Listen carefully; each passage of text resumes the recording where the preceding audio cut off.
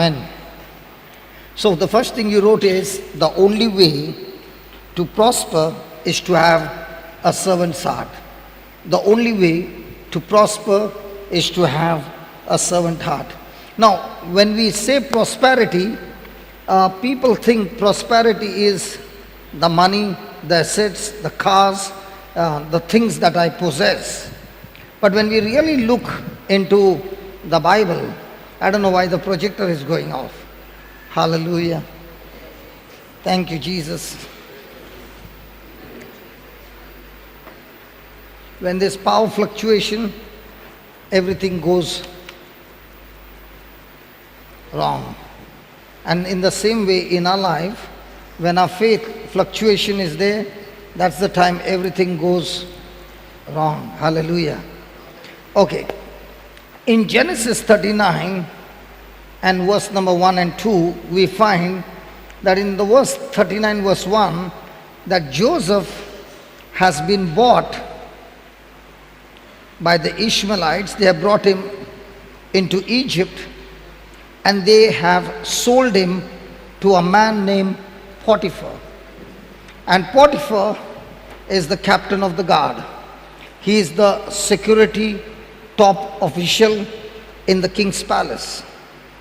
Now when you look at verse number 2, we begin to wonder, how come the word of God says this? The Lord was with Joseph and he was a prosperous man.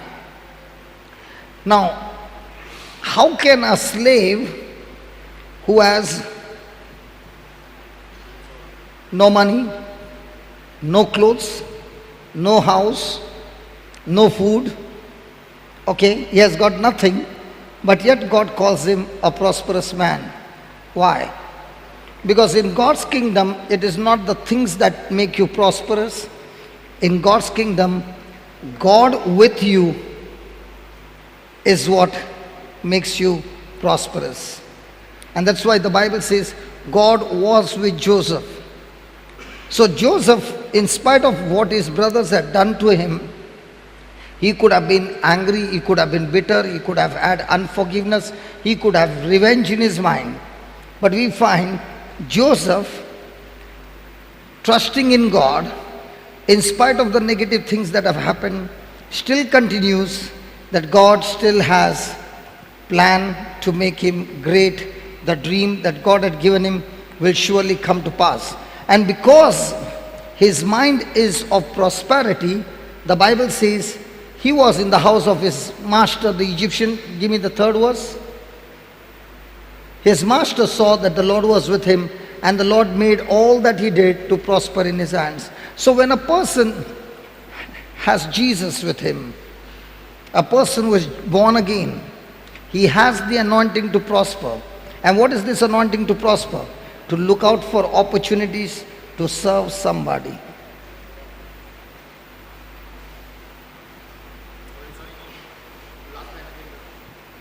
Just see what you have written. What is prosperity?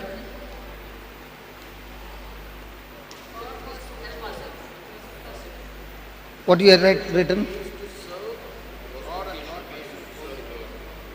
Prosperity is to?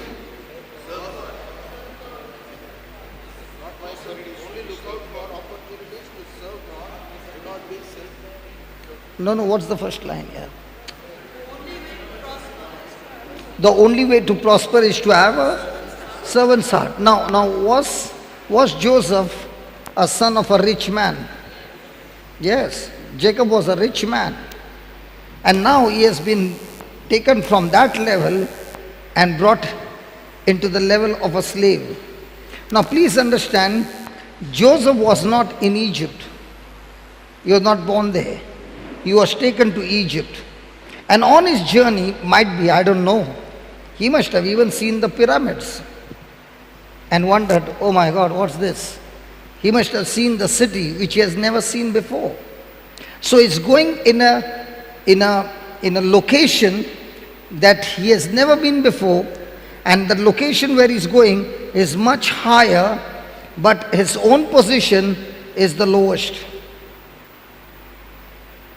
And even though he has been taken from the father's prosperity, to the lowest area of slavery, his mind is still set, because God is with me, I will serve others.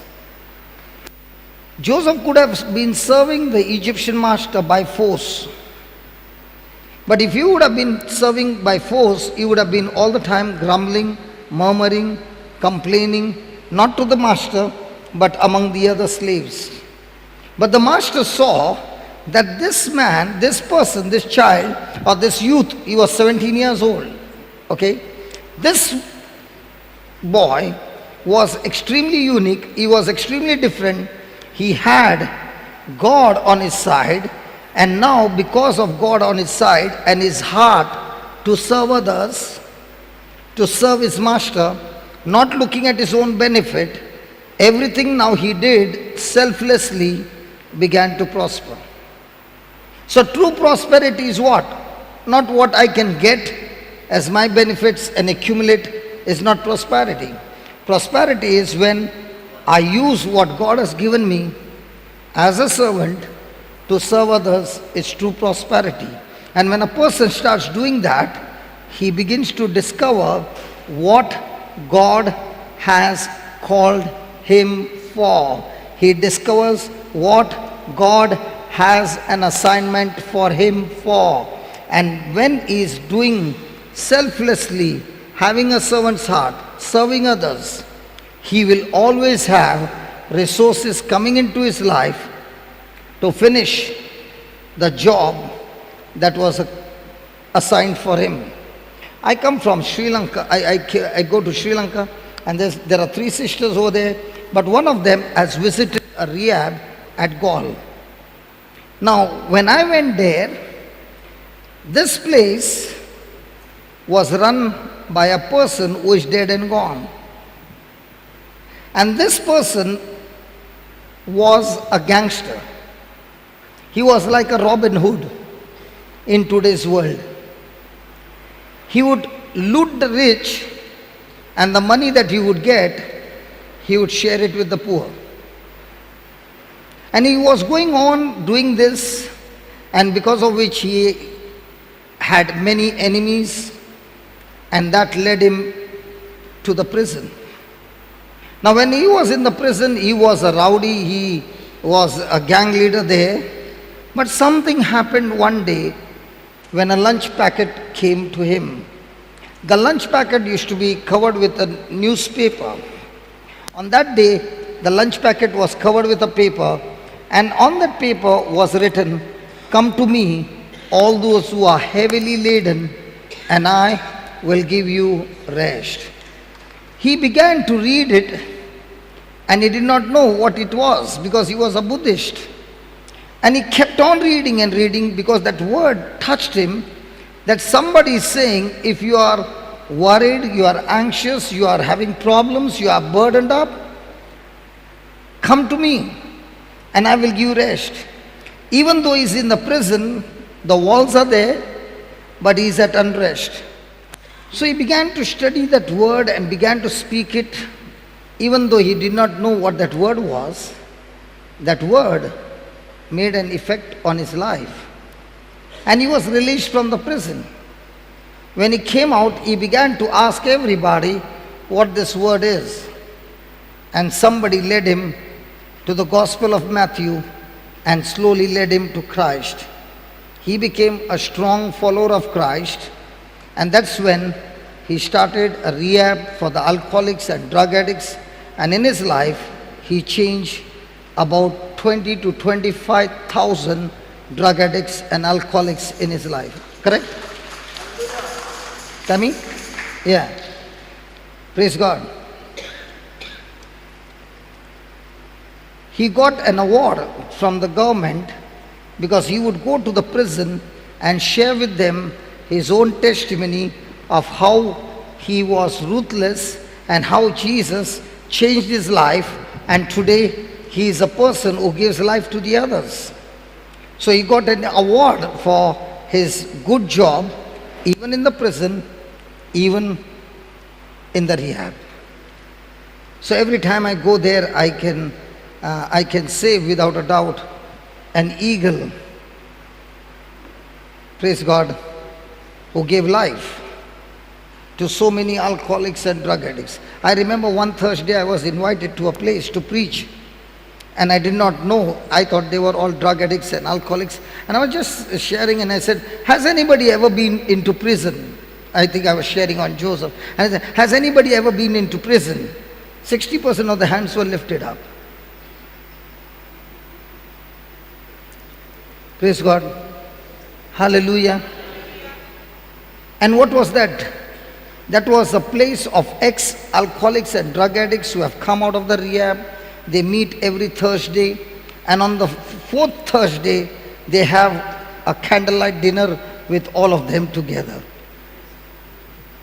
And that day we are all having dinner together, and each one sharing their life, how Jesus came into their life. Some of them received Jesus in the prison, some of them received Jesus in the rehab, but somewhere somebody received Jesus. And the ones who received Jesus, they did not receive a Jesus from a good person who was, lived a good life. They received from an ex-alcoholic, drug addict, or a prisoner. That's the beautiful part of Jesus. He calls you just the way you are, cleans you up, and says, the very area where you are sinking and you are a prisoner, I have set you free. Now with my anointing, go to the same place and set the captives free. Hallelujah. Was he prosperous? So what's the meaning of the word prosperity? Prosperity, according to God, is when God has called me on an assignment to fulfill the job, the resources that I need to fulfill that job is called prosperity. If my calling is big and I've got to do a big job that God has assigned for me, then the resources that I need is going to be extremely high. Hallelujah. And how will I receive those resources coming into my life so that I can use it in the kingdom of God? With a servant's heart. Let me give you an example. Was Mother Teresa having a servant's heart? How many times did she stand on a pulpit and announce, I need money? Hello? How many times she stood on a pulpit and preached the gospel? What was she doing? She had a servant's heart. All the time looking for opportunities to serve, not only with what she had till it emptied. Come on. Even giving a wholesale to the poor of the poorest. By the time she left, how many people around the world and how many branches opened up? World calls it true prosperity when you have got all the riches. When riches are stored and not used in the kingdom, that's not prosperity, that's called as miser. Prosperity is when a person is cheerful to use it for the kingdom of God, believing that God, none of these things belong to me, it's yours.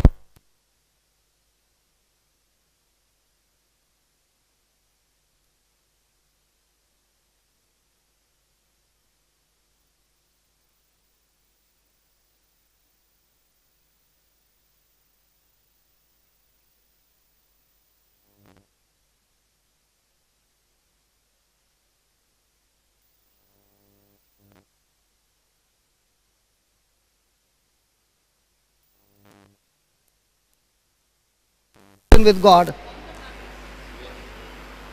At least the electric power, you know that it is gone. Hallelujah. Hallelujah. Hallelujah.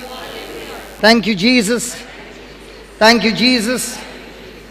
Did you see a brother run? Why did he run? Because he knows the job. Till yesterday, did you see him running? No. When he saw me running again and again behind, he said, why are you running, brother? Let me run for you. What is that? Servant's heart. You can teach me and I can do exactly what you are doing behind, and the job will be done. Are we all here for the retreat? There are so many things that are there. And might be somebody is running here, somebody is running there. And you can say, can you teach me? Instead of you running, let me run for you. Servant's heart.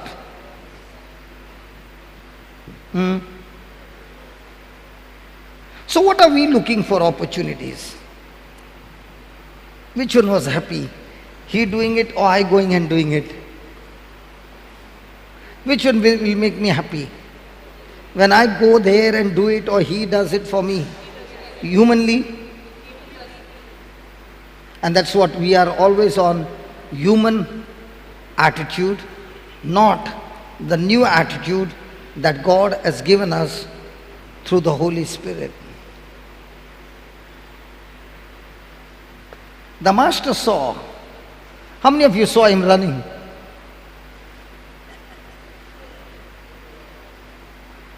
So when somebody has got a servant heart, you see him running. And if a person has got no a servant's heart, then you're calling, William, William, where are you, William? And when this fellow is calling again, he's got no other work calling me, oh yeah. The job is done, yeah. But is it done cheerfully? So when it was not done cheerfully, is he prospering? Are the resources coming? Will he complete the assignment? Good. Examples are good, Lord. Your ways are good. Praise God. Examples are good. Hallelujah. How many of us have ever done a job grumbling? Valerie, you also? Most of the time. But now, you got such a beautiful face, such a beautiful smile. Anybody can look at you and become joyful. I'm telling you, you are gifted with that. If a patient is praise God. Isn't she beautiful? Yes. Now you can use that gift, but do it cheerfully, and you will find yourself prospering.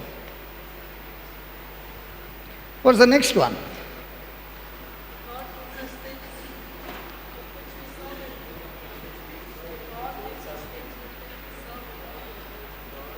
Prosperity is about serving God. Clear? How many of you want to be prosperous now? Before I preach, everybody's hand will be going up. I want to be prosperous. Okay, according to God, you are supposed to be what's prosperity? Serving God even when others hate you. Do you think it would have been easy for Joseph? Let's say you are a rich man's child, and from there you were sold, and now you have become a slave. Will you remember your father's house? Will you remember the comfort over there? And now when you are asked to do the jhadu pota, means sweeping, brooming, how will it be? Cheerful or all galis coming out?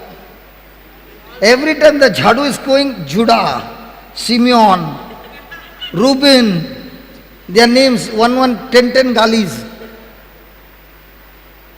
Is that prosperity? No. Okay, next one. He gives you things with which to serve. Now, has God given you resources? Thank you, Holy Spirit. When God brought the Israelites out of Egypt, did He bring them rich or poor? Were they slaves? Yes or no? So did He bring them rich or poor? Who said rich?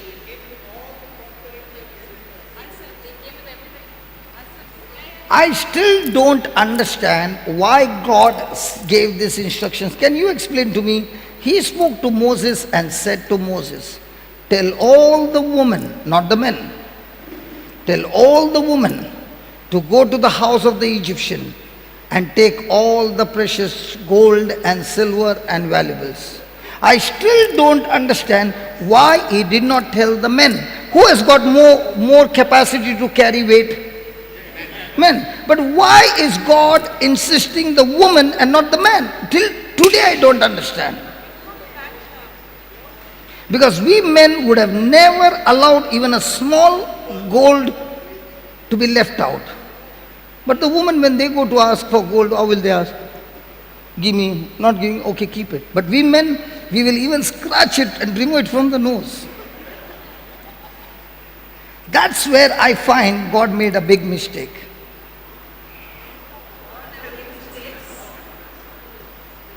If God had to tell the men how much gold would the men carry? Nothing. And if God, when God told the woman, how much gold did they carry? Many people get neck pain. Do you know why?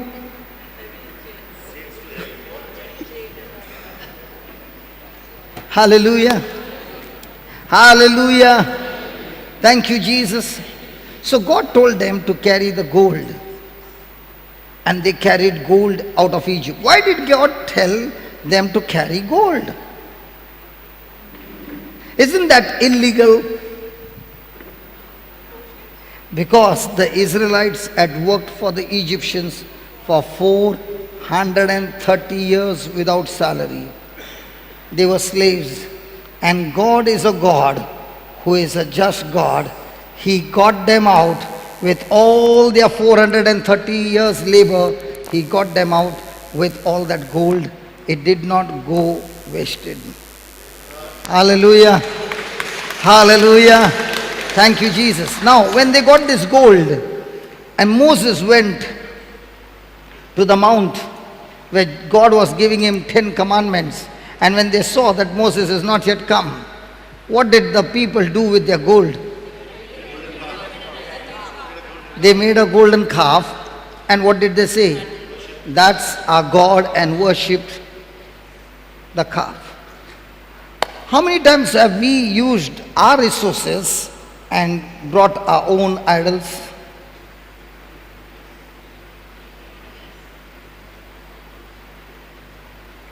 You know, my next door neighbor has got a bungalow with a lift, and my bungalow doesn't have a lift. Now what is my plan? To get the lift. And I don't have the money. So what do I do? What is that? You all know it. So have we used resources for selfish purposes? How does it look when a person on the street is hungry for food and I find it difficult to give him 100 rupees, but at the same afternoon I can go to a 5-star hotel and spend 600 rupees for one chai? Not possible? Come on. So every day, how many idols are we building up with resources that God had given us for His kingdom, and we are using it for our own kingdom? Ask your neighbor, do you have your own kingdom? What is your neighbor saying? What is your neighbor saying? Do we have our own kingdom where our selfish desires are to be satisfied? Has God given those resources for that? So when you have that selfish desire and now you put in the money and the money was not enough, now what are you doing? Borrowing money from the bank. And now did God say my children will be borrowers or lenders? And when you are borrowing, now you cannot repay. Now what is happening? Now what happened to your money? What happened to your desire? Has it brought sorrow and pain? I think you all don't understand what I'm talking about. You all understand? So are we every day building new idols? Praise God.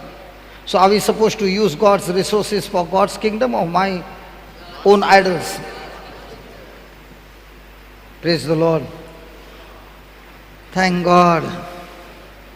Now the parish will get good money.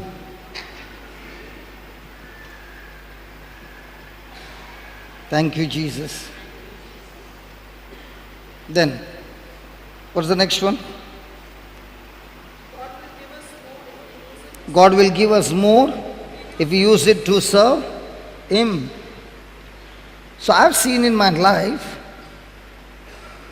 I've never been on 10%. They say no 10% tithes. I've never been on 10%. I'll ask you a question. The 10% tithes was under the law. In the Old Testament, the law said 10%. In the New Testament, how much percent? Out of love. Okay. Valerie, you love your dad 10%, right? You love your mom 10%, right? You love your friends 10%, right? Love has no measure. So when you love your family, your children, do you give 10%? How do you give? Based on? Give him some other homework, no? That was good, what you were writing. Give him, Jesus Christ is my Lord.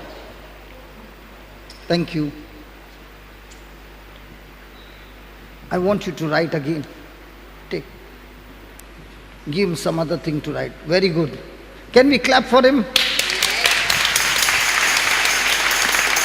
Good. He wrote that 100 times. Ask him to write, Jesus Christ is my Lord, God and Savior. Baba, he is working in UK. He had come on holidays.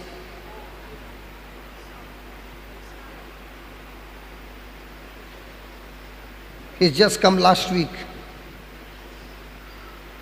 And what has happened is in this last 1 week.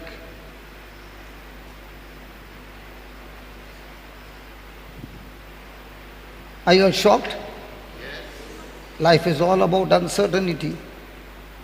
But when you have Christ in you, in all those things, Christ makes you victorious.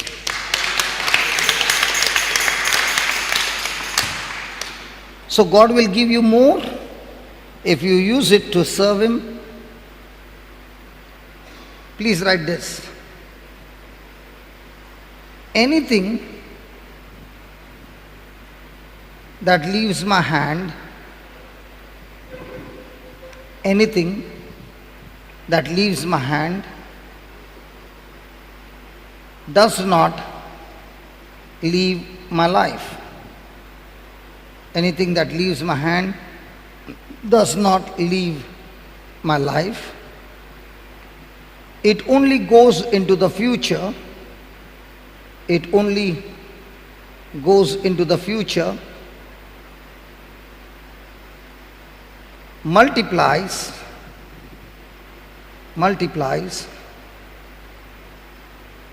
and comes back to me. And comes back to me. Praise God. So now anybody knows your future? What's my future? Whatever leaves my hand. If good things are leaving my hand, it will not leave my life. Bad things are leaving my hand, it will not leave my life. It will only go into the future, multiply, and come back to you. Praise God. Continue writing, my friend. Good. Hallelujah. Hallelujah. What did we learn yesterday? When a person is attentively hearing and writing, that word has the life of God, and the person doesn't even understand that life of God in that word that is writing and speaking destroys the demonic spirits operating there and sets the person free. Thank God He is going to teach us practical example where we are all going to witness it in the days to come. And that's the good news.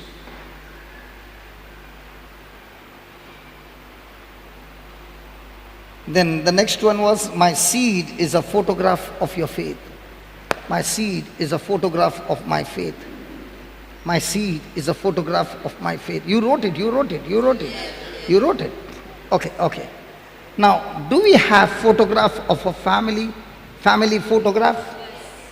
Now, that photograph, what you see on the wall stuck, is it that photograph speaking of your present tense or past tense? In the same way, when you with a servant's heart has planted good seeds in other people's life for their benefit and for the kingdom of God, at that moment a photograph is clicked, and that photograph is always in the sight of God. It's a photograph of your faith. And praise God, when we do things on faith, then those things surely comes from the spiritual to the natural. So every time I'm doing something, I might forget it, but God never forgets the seeds that we have planted. I cannot keep an account of the seeds that I've brought benefit in somebody's life, but is God remembering it? Come on. And if that seed of faith is right before the eyes of God, in due season a harvest is coming. Like yesterday I asked my brother, he's sitting behind, I said, you got a coconut tree at home? He said, yeah. Your daddy planted? No, my grandfather planted. Right? He said, my grandfather planted, the grandfather had coconuts, the father had coconuts, the grandson is having coconuts, and I think the great-grandchildren also are having coconuts. On what? One seed. So I want you to imagine your one seed has got what kind of potential and what, oh please. What kind of potential and what kind of power does it have that it can bring forth a harvest beyond imagination.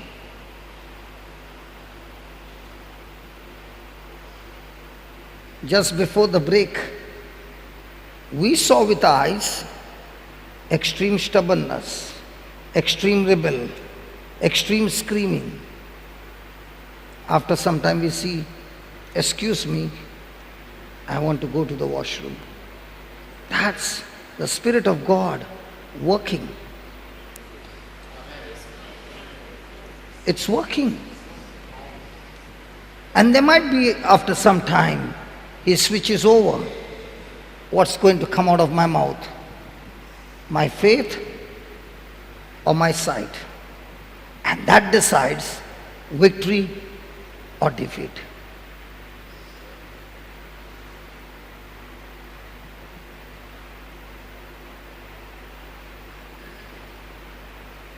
Every day we have opportunities to plant seeds in people's life. Can you give me my mobile, please? Can you give me that Android mobile? I want you to hear a testimony of a person who has written where he was dying in the hospital. The brothers from the New Creation Home took care of him. The person who was dying revived. And this morning he sent me a testimony. And I was reading it at 5 o'clock in the morning. And I was weeping and I said, God, amazing are you and amazing are your ways. This is what Blaze sent for my boys in the New Creation Home.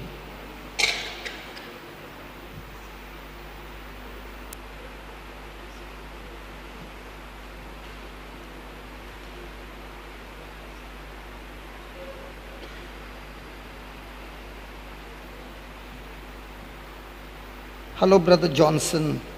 How are you doing? Hope all is well. Thank you for lifting me up in your prayers and visiting me in the hospital. I really appreciate what you all guys are.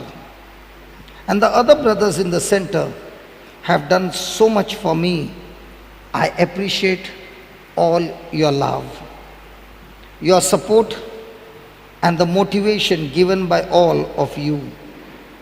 Even though Brother Johnny, Simon, and Camillo, knowing my condition, they never made me feel out of place. Hey, Brother Johnny, I love you. You would always protect me from the boys all the time. I will not forget what New Creation Center has done for me. Sorry if I have ever acted out. I do apologize if I ever said or did something to hurt you. Hey, Brother Kenneth. Okay. Hey, Brother Kenneth, you are a very good person. You stood by me through thick and thin with me along with all the prayers. You managed to get my mother to visit me twice and try to reconcile things with my elder brother. Hey, Kenneth, you are a gem. Even though people outside may call you an outcast in the society, hey, you have a heart of gold. Thank you, brother, for everything and you guys have done. When I'm well and I'm a bit better, I will come back to visit the center. And please continue to keep me in your prayers. Brother, I've finished learning the 3 prayers by heart. Blaze. Hey, Kenneth, I don't know what society can call you, but what you have done is a photograph. But what you have done is a photograph of your love for Blaze.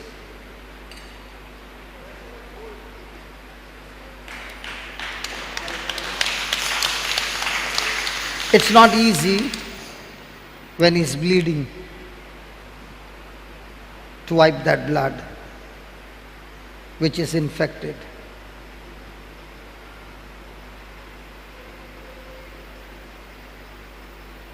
God bless you. I don't know what society might call you, but when your heart condition is with Jesus, it doesn't matter what others call you. What matters is what Jesus calls you. And if we can only continue in the good work that God has put in a heart, I'll tell you, you might be the black sheep in your family. I was a black sheep in my family.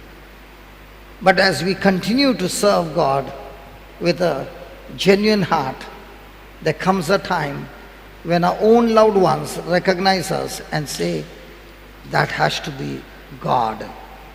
That's not him. The person whom I knew is not he. He is a new creation. He is a new creation. God's Spirit is the one who is making him do those things. He is a new creation. Can we pray for our boys?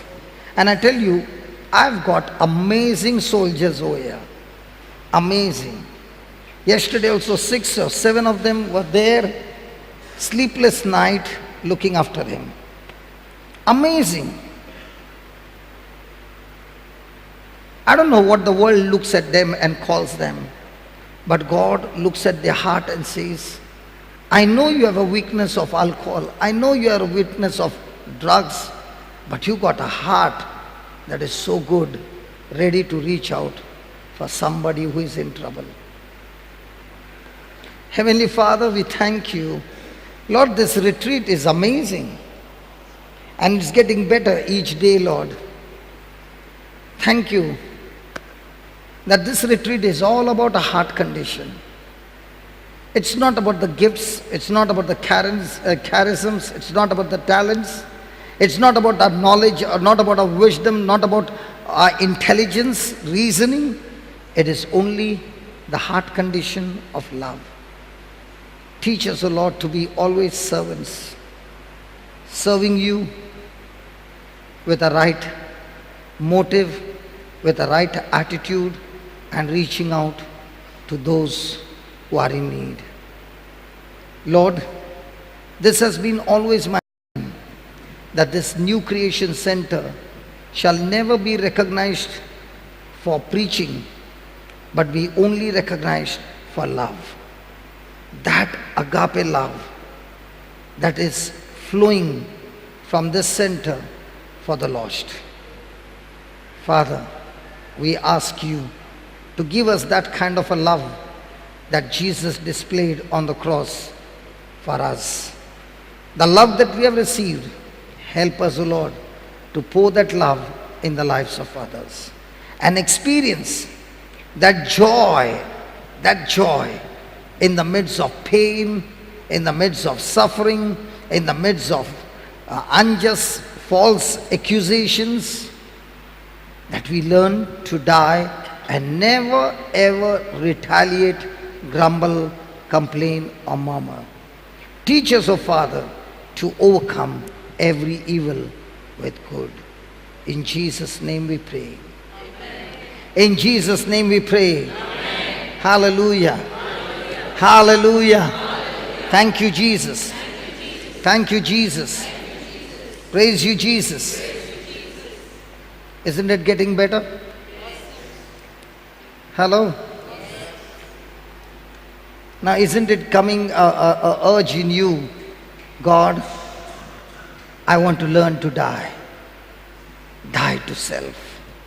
All this time was, God, anoint me. I want to cast out demons. I want to heal the sick. I want to do this. I want to do that. But now comes the real Christian character. The root of all, the root of the Christian character, dying to myself.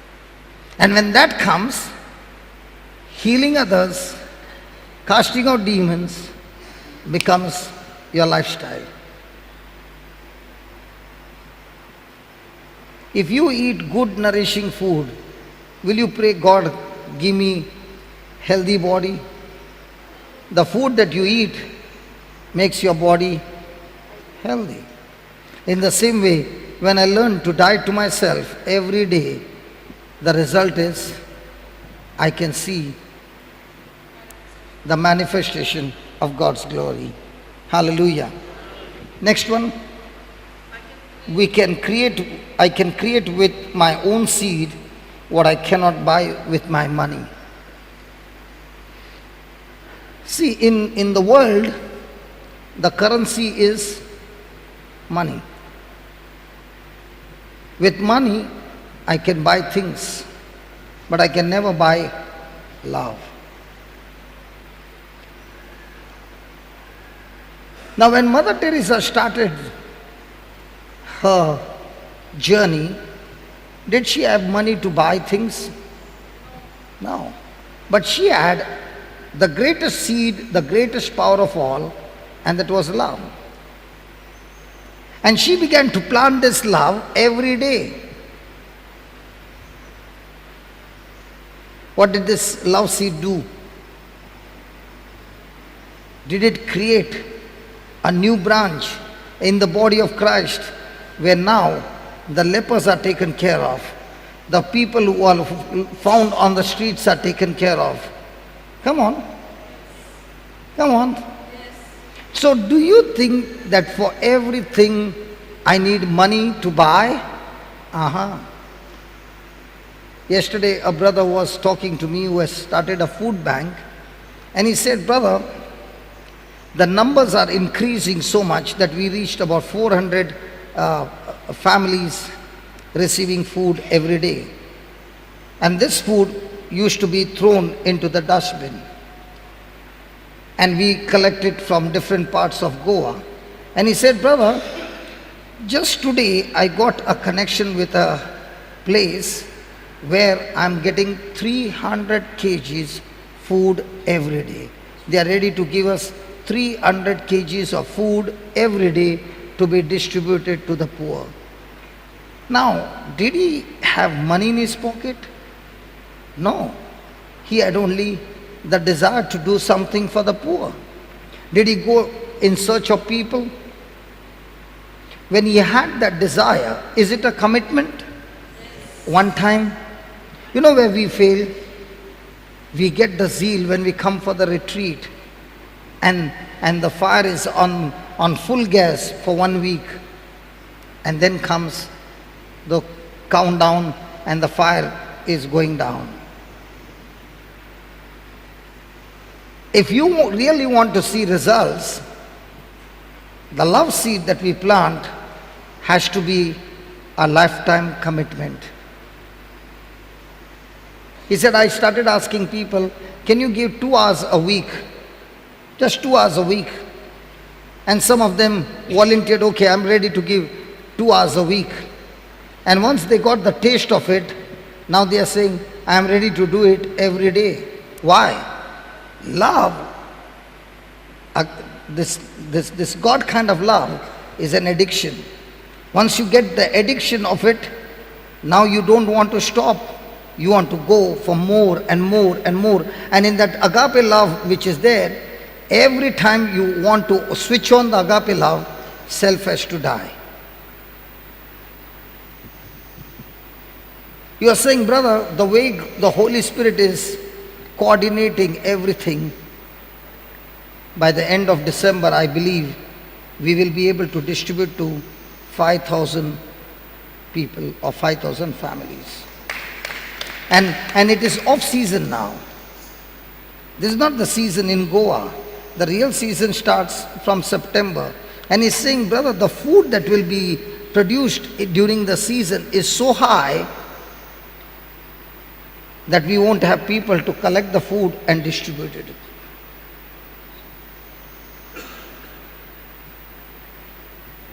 Hallelujah. Thank you, Jesus.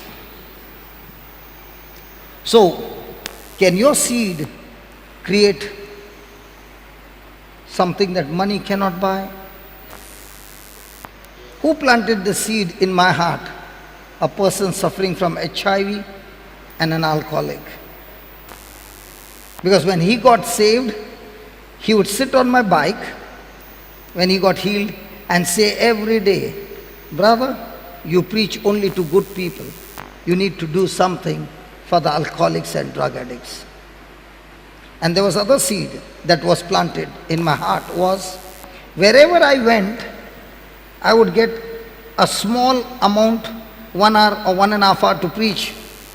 And I would say, God, if only you can give me a place, I can preach the whole day. Wherever I would go, whenever I would go to some places, I would be stopped from preaching. So that's the time the desire came. God, give me a place. God, give me a place. God, give me a place so that I can preach every day, day and night. What was an opposition? What was a negative experience in my life created a desire and a seed in my life that I began to pray about it, and that seed brought in this place. If I had a scope to preach from morning to evening everywhere, why should I pray for a place? When I did not get that place, that became a seed.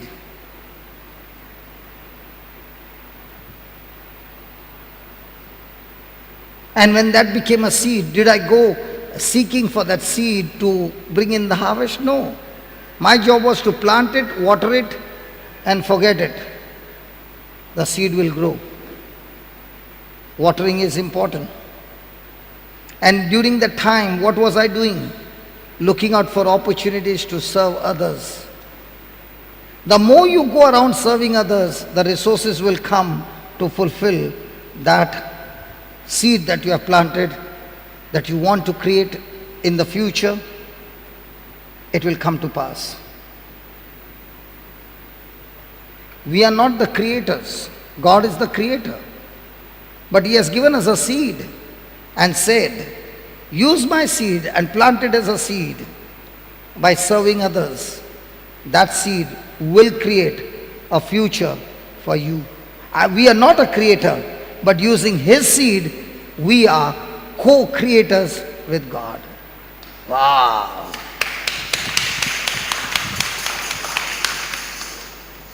Are you following? Why are we co-creators? Because we are created in the likeness and image of God. And the purpose that God created us is love. Thank you. God created man for what purpose? For love. And look at God's love. Look at God's love. He first created all things, and on the sixth day He created man. So when He created man, all provisions were already created. So the lover for the lovey first created all the provision, and when everything was ready, then he created his lovey. Praise God. Anybody married? So you are the lovey, the husband is the lover. So when the husband is the lover, the woman is the lovey. So when he was going to get married, he also created everything that you needed in life, and then he got married. Look at all the loveys looking and laughing. God's way is, first let me create the provision first, so that when I plant my lovey there, the lovey will lack nothing. But man first wants the lovey, and then says we both will struggle and then create all provision. I hope somebody understands what I'm saying. Now imagine you are the lovey, and you were created, and God out of His love has created all these things and said this is all for you. Would you be sad? There's nothing lacking in the Garden of Eden. Would you be sad? But Adam was sad. Why was he sad? Give them a chance, sweetheart. Why was he sad?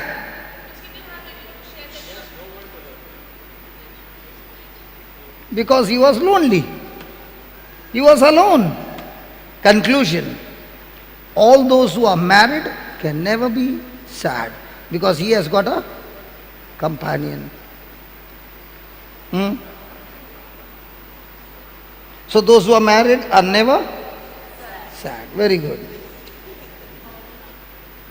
Anybody married? Never sad, right? He was sad because he said, God, you are the lover, I am the lovey, I receive love from you, and the love that I have received, I am supposed to pour that love into another. So I cannot become like you till I also want to be a lover. When I went to the elephant and I saw him, he was too big for me. When I looked at the giraffe, he's too tall for me. When I looked at the rat, he's too small for me. I did not find anybody like me. To do what? To pour the love that I've received into my lovey. Now that is how God created man, receiving love not from another but from the source and pouring it into others. Praise God. But when Adam sinned, now is he seeking love from God and pouring into others, or seeking love from others for himself? When does the problem come? The problem comes when a person is seeking love from another person on the horizontal side for himself, there is a problem. Because now the principle has become reverse. I'm not supposed to seek love from the horizontal side. I have to seek love from the vertical side and distribute love to others. Any husband and wife here? Okay. You are seeking love how? He is looking what your answer is coming. Look at him, he is looking. What is she answering? Brother, where are you seeking love? Like this or like this? She is still thinking, how are you seeking? Yeah, good. Now both are seeking from top. Are you all clashing here? Sometimes. And every time it was a clash. Was it at that time this way or this way? That's the formula for married life. If I'm seeking everything from God and only distributing, not seeking anything in return, I'll tell you, when that becomes your attitude, from the opposite side, as you keep on sowing, now it multiplies and comes back to me in multiplication. First, there is something called as sowing in my spouse's life. And while sowing, it's dying. And when you continue to die, the other person on the other side receiving starts experiencing the selfless love, and that person begins to die. And when that person begins to die and it begins to reverse, now you are overflowing with so much of love that you are all the time drunk in love.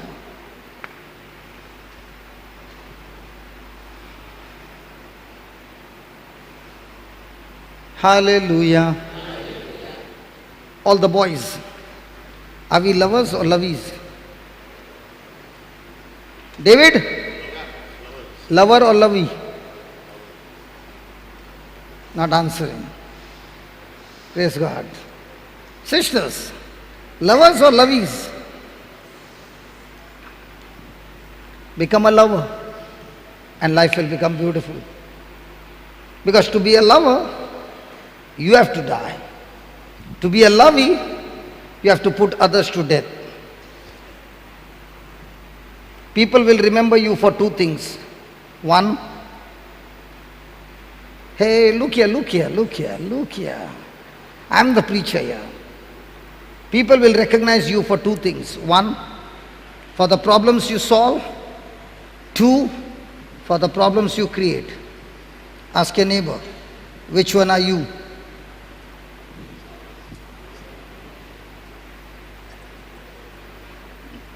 Give him some more homework to write, please. My body, I have the mind of Christ. I have the mind of Christ. Write it down. Very good. Can we give the Lord a big hand for that? Come on. I have.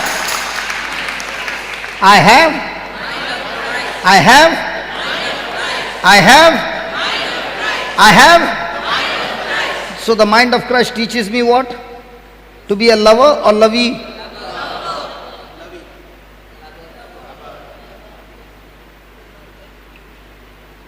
And mind of flesh teaches me to be lover or lovey? So lovey is on the give. And lover is take. Which one are we?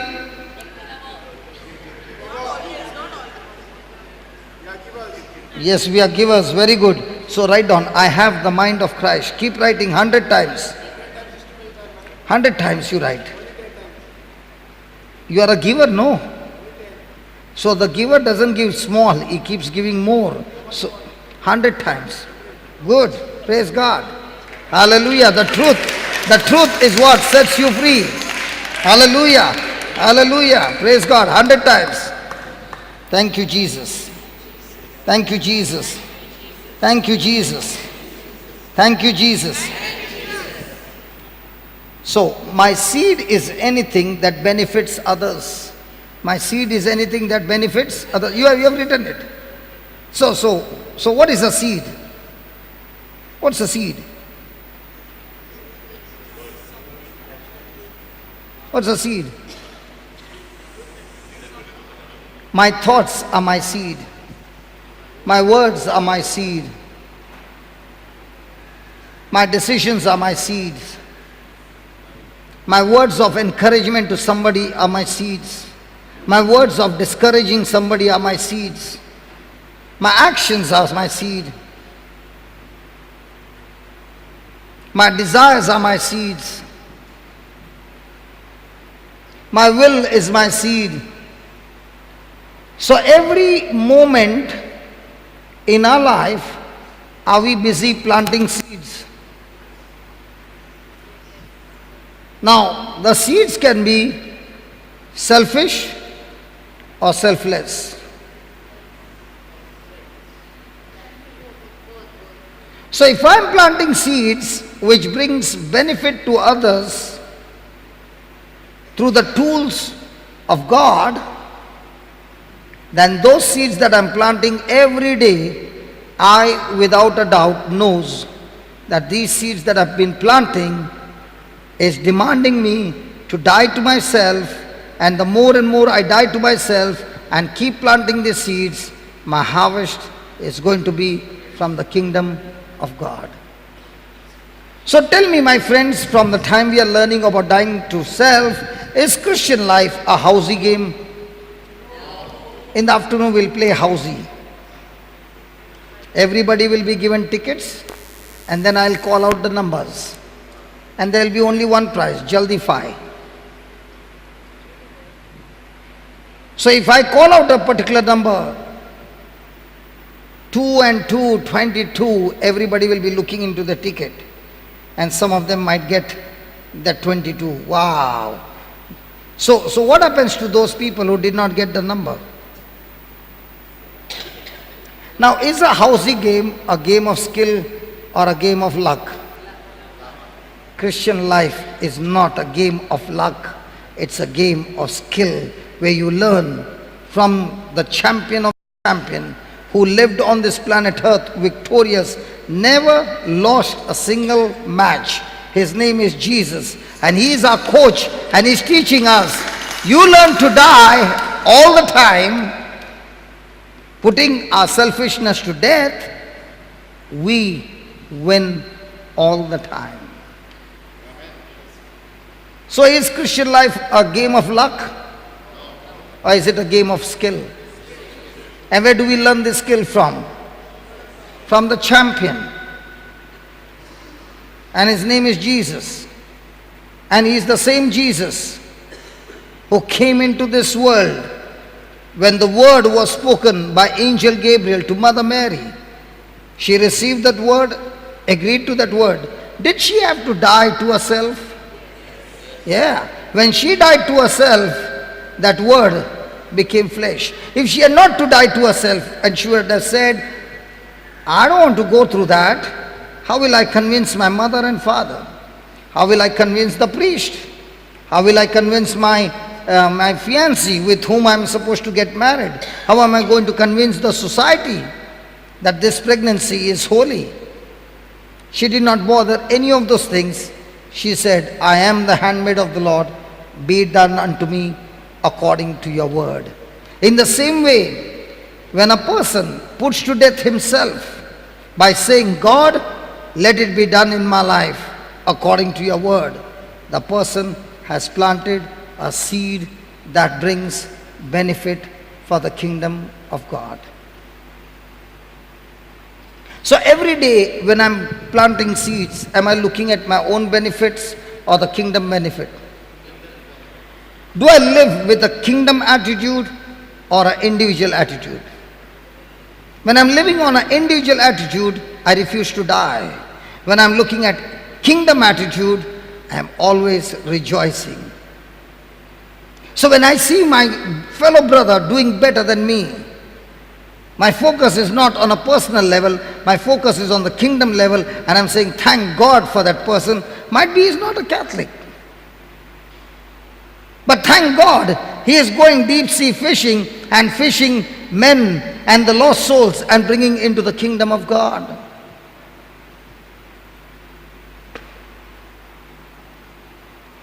Can you just pause for a moment and ask a question to yourself? Am I living my life for myself, or am I living my life for the kingdom? And if I'm living my life for the kingdom, then all throughout my mind is only one thing.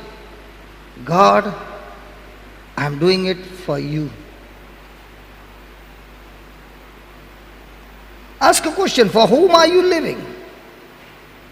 Jesus shed his blood, died on the cross, paid the price, and set you and me free. Now that we have received our freedom, whom are we living for? If I'm living for the kingdom, then I'm always looking out for ways how I can bring profit in the kingdom. And if I'm still living my life for myself, a selfish life, then I'm all the time looking for my own benefits.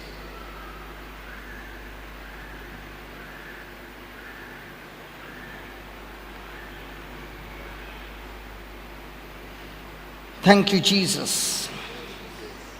Thank you, Jesus. Put the next one. Your harvest is anything that benefits you. So most of the time we are in seed or harvest. Imagine a farmer had a plot of land and he never planted the seed and is watering the land. Will he ever get harvest? No. So until I become selfless, dying to myself, will I ever experience harvest? Because I never planted the seed. And the same farmer, he planted the seed and he got the crop. He got the seeds back in multiples and he ate it all. That he did not keep anything for the next year to plant. Is he going to benefit the next year?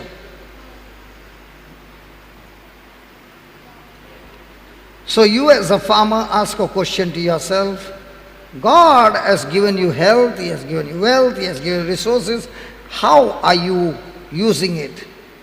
All the time for your benefit? My friend, you are a farmer who has not planted your seed. Thank you, Holy Spirit. How many of you have seen a farmer who does not plant a seed in the land, waters the land, and is fasting and praying and fasting and praying and fasting and praying and going to church every day and saying, God, I thank you, there's going to be harvest this time in abundance? Which one are we championing? Hey, what would you call the farmer who goes every day to church and prays and fasting, praying and fasting, literally praying and saying, let me storm the heavens, praise God, and never planted a seed on the ground in this land which is so fertile, and is looking every day with expectation that there is going to be big harvest? What would you call that farmer? Ask your neighbor, is he talking about you? What is Thomas saying, brother? Everson, what did Thomas say? I was like that, but I'm not anymore. And from the time you became selfless, reaching out to so many places, what happened to your household? The whole chaos turned around and peace came into the house. Peace came into the family. All this time, he was praying to God for peace in the family, yes. It is called as wise man, right? You are a wise man. Praise God. Hallelujah. Hallelujah.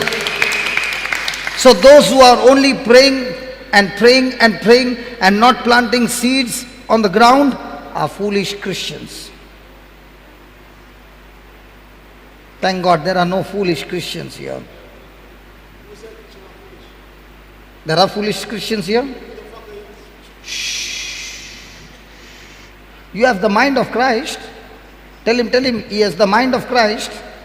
The mind of Christ does not speak such words. Shh. Now, these are the examples. When a person is irritated, I'm a Christian, but can I switch over and speak something extremely wrong words. So what are the seeds that I plant? He was writing, I have the mind of Christ. 100 times. But were the words of Christ that came out? So I'm praying 100 times. But under pressure, are the words of Christ coming out? I think God is speaking to us better. He is preaching to us through this brother, and it's becoming very, very clear. Thank you, Jesus. Next one. Prosperity should be used to serve God, not myself only.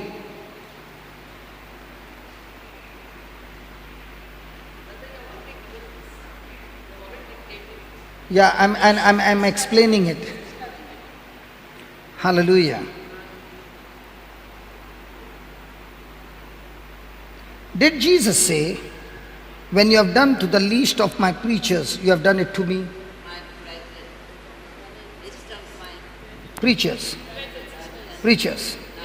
Now tell me, which one do you like to serve more? The preacher or the poorest of the poor?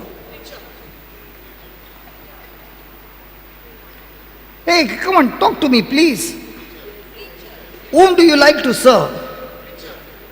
And what did Jesus say? When I was hungry, when I was thirsty, when I was naked, when I was sick, you visited me. You visited me. What do we do? Don't tell me to come and visit you. I'll pray for you. Which one is easy? And what did Jesus say? When I was sick, and when I was in the prison, you visited me. And when you have done anything for these people, you have done it for me. And then when he said, when you have visited, when I was in the prison, you visited me. And when the preacher called out, you served the preacher. That's the time you did it for me. Is the preacher included in that list?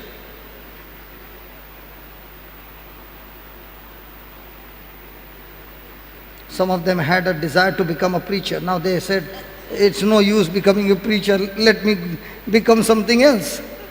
Hey, is the preacher included in that list? But most of the time we want to serve whom? Because he's serving us. Yeah, so you serve him. And Jesus said, go and serve somebody from where he will not get anything service back. So do you want to? Now, Sure? Sure?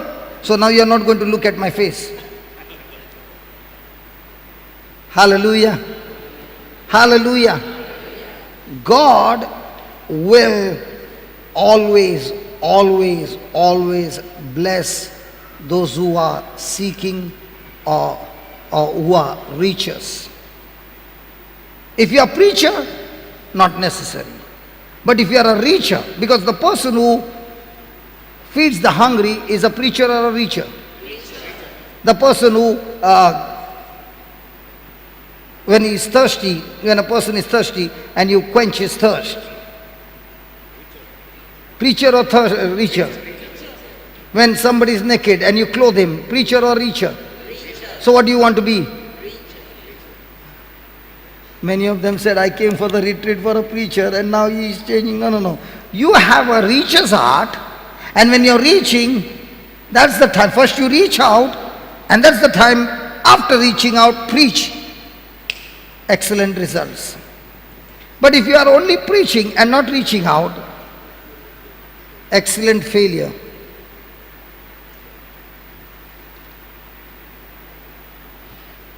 Some of them are praying, God, when will he stop for lunch? You, yeah. Earlier, it's a personal thing with camera. I just want to answer a question. That may be helpful for others also. Yeah. Ask. What is he saying?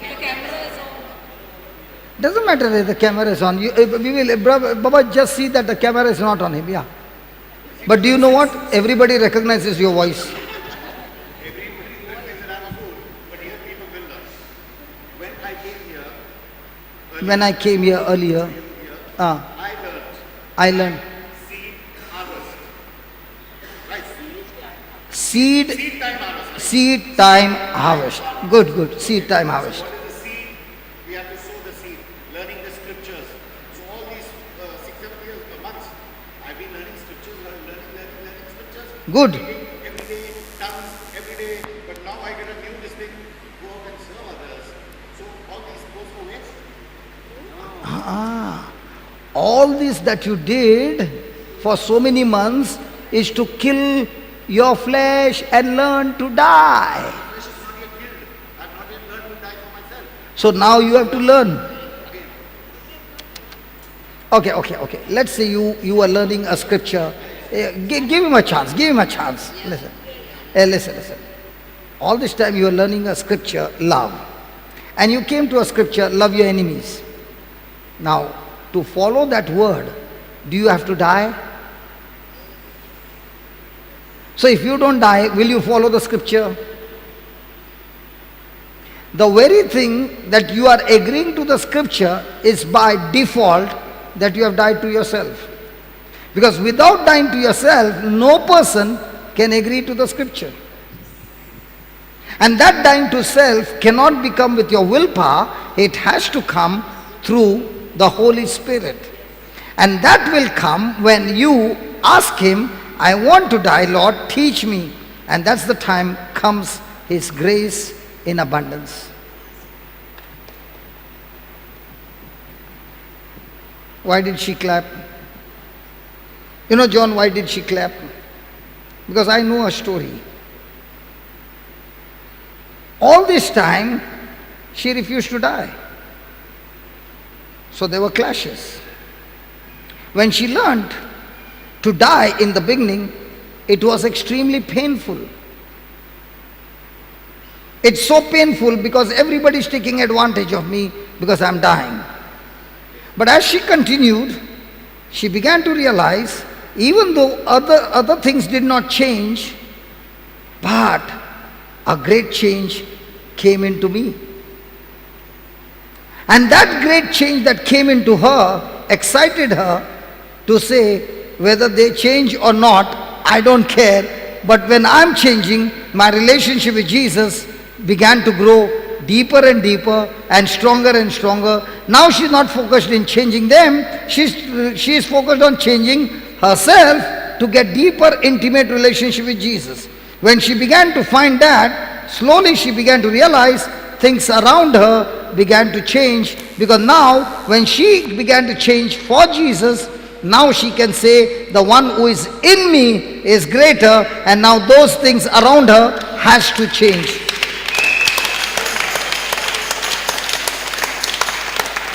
People who have practiced are saying, I just could not stop clapping.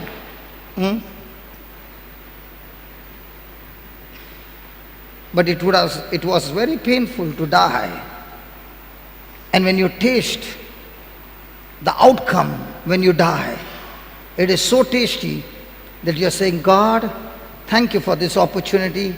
I want to die and die and die.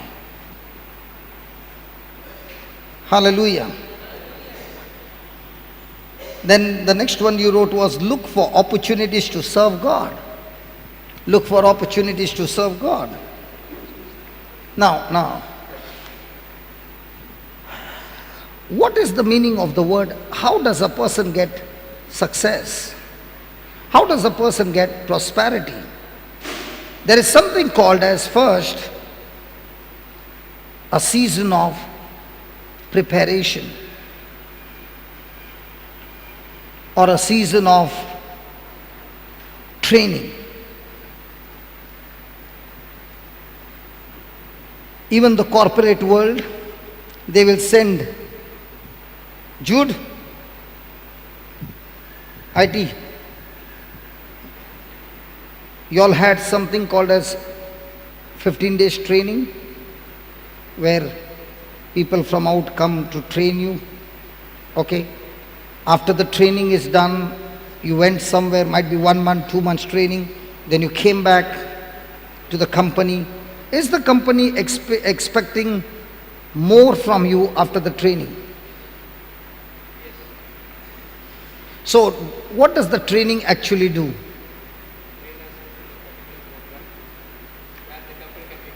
Okay, so the trainer comes and trains you with a particular software, how to put it, how to operate it, and the ultimate aim of that training is how can you bring more profit to the company.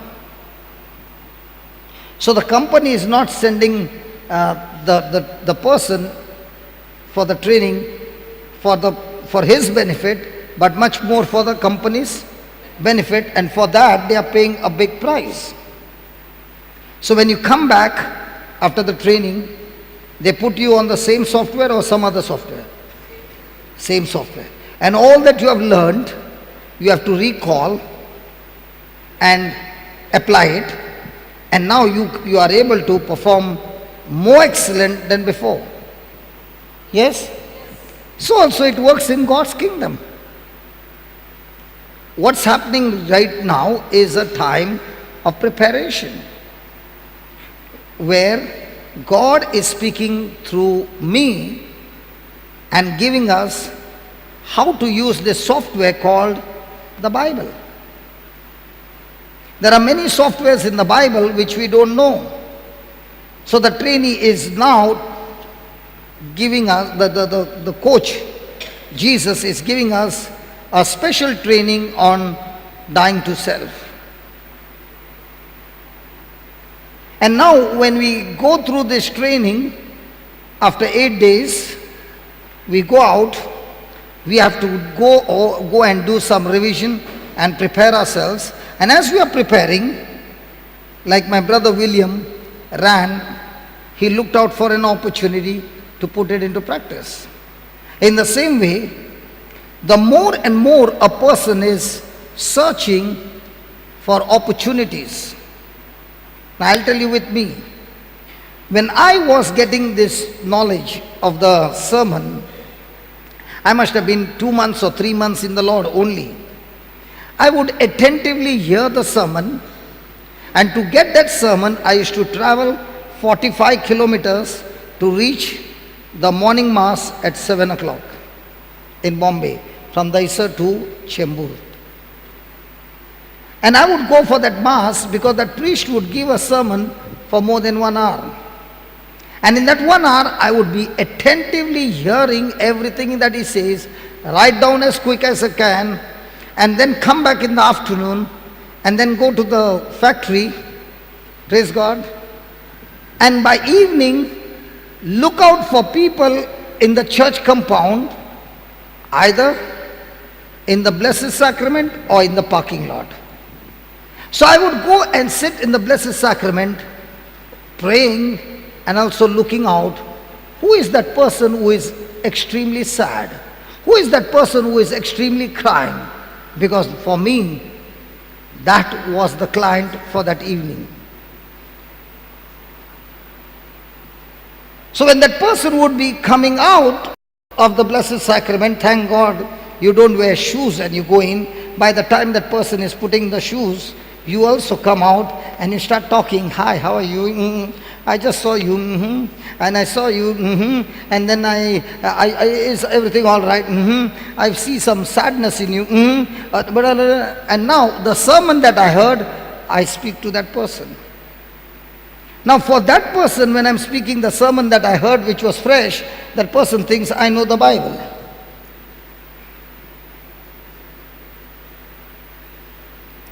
When I finished my sermon with that person, I just got a revision. I make a prayer, hand over my phone number and say, if you need me, give me a call, I'll be there to help you. But please do this homework. 4 days later on, the person calls and says, hey, listen, it worked, man. Can you come home? I'll get my friends and can you speak? At that time, I did not know the Bible, but praise God, I would copy and paste a sermon. Hey, but the person who is on the other side thinks I know the whole Bible, and I've picked up one of the sermon from there and I just gave the sermon. The person is so happy saying, can you come next week? And by the time I'm speaking again and again and again, what's happening? It's taking revision for me and my mind is getting changed. So listen, you did not do any favor by coming here. Actually, you have done, sorry. I have not done any favor to you by when you came here. No, I'm not doing any favor. You are doing a favor for me because you came, I get an opportunity to speak to you and it's becoming my revision, and that revision is helping me to get better.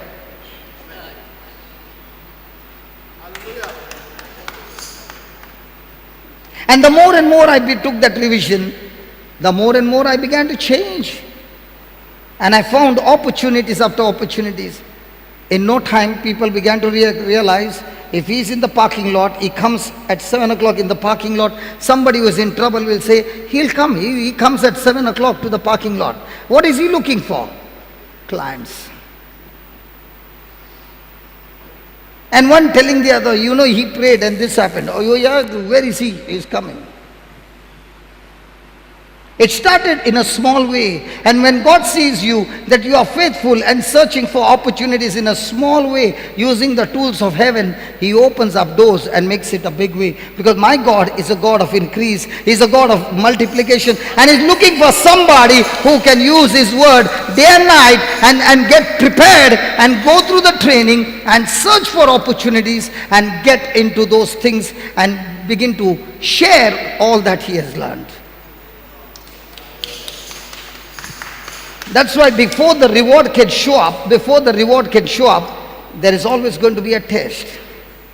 And in this test, there will be heaven watching you, hell watching you, God saying, come on, do it what I trained you in the classroom.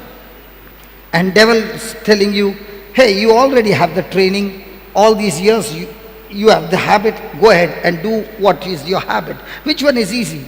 To do what is my habit or to learn a new habit? The new one or the old one? The old one. So what's the test? To put to death the old habit and start cultivating the new habit, the Word of God. And when we do that, prosperity is guaranteed. Thank you, Jesus.